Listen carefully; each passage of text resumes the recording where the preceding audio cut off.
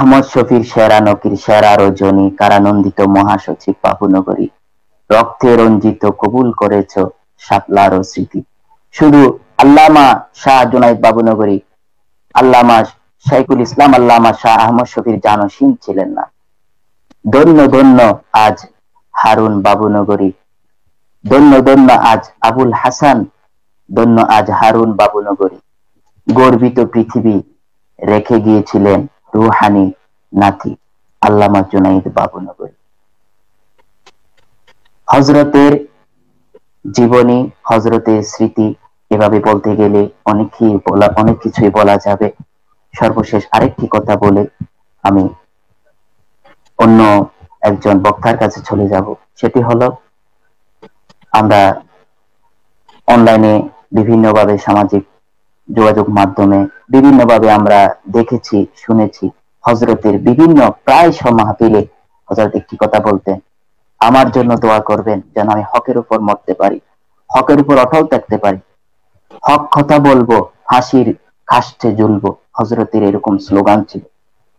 আমি যেই দিন থেকে হকের কথা বুলন্দ আওয়াজে বলতে পারবো না, কোরআন এবং হাদিসের সঠিক ব্যাখ্যা করতে পারবো না, ও আল্লাহ, আমি সেই দিন থেকে সেই সময়ে আর দুনিয়াতে বেঁচে থাকবো না, বেঁচে থাকতে চাই না। আল্লাহ রাব্বুল আলামিন মনে হয় তার পেয়ারা বান্দার সেই দোয়া, সেই ফরিয়াদ কবুল করেছে।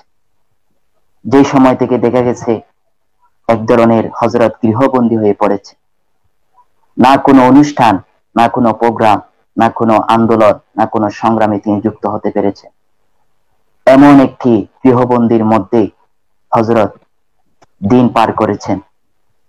হযরতের অনেক চিন্তা ছিল, প্রেসার ছিল, তার মধ্যে অন্যতম প্রেসার ছিল কিভাবে এই দিন ইসলাম রক্ষা করা যায়, কিভাবে দিন ইসলামের ঝান্ডা বুলন্দ করা যায়।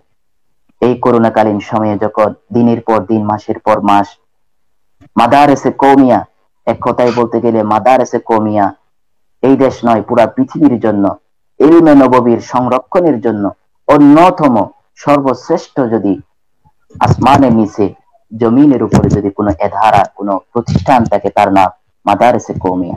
সুতরাং এই মাদারেসে কওমিয়া বন্ধ হয়ে থাকা মানে কোরআন হাদিসের শিক্ষা বন্ধ হয়ে পড়া, এবং সমাজে যারা নেতৃত্ব দিবেন, আদর্শ শিখাবেন, নৈতিকতা শিখাবেন, আলেম সমাজ, এই আলেম সমাজ যদি এই কওমি মাদ্রাসা থেকে, মাদারেসে কওমিয়া থেকে যদি শিক্ষা অর্জন করার মাধ্যমে জাতি সমাজে বিভিন্ন স্তরে সেবায় নিয়োজিত না হয়, তাহলে এই সমাজ ধ্বংসের মুখে পড়ে যাবে।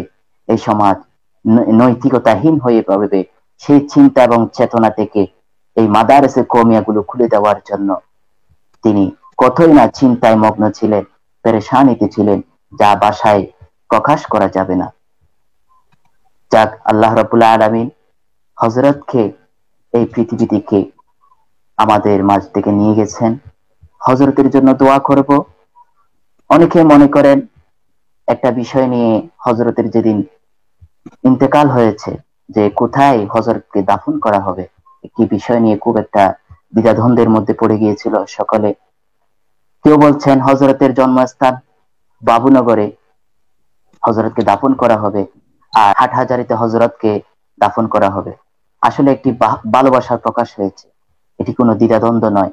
হাটহাজারীর ছাত্ররা চেয়েছিলেন হযরতকে হাটহাজারীতে দাফন করার জন্য, আর গ্রামবাসীরা চেয়েছিলেন হযরতকে নিজ গ্রামেই দাফন করার জন্য।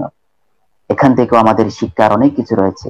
আমরা দেখেছি অনেক মানুষ মৃত্যুবরণ করার পর তাকে বিভিন্ন স্থানে দাফন করতে দেওয়া হয় না, কিন্তু হযরতকে দাফন করার জন্য বিভিন্ন স্থানে কবর খনন করা হলো এবং টানাটানি শুরু হয়ে গেল।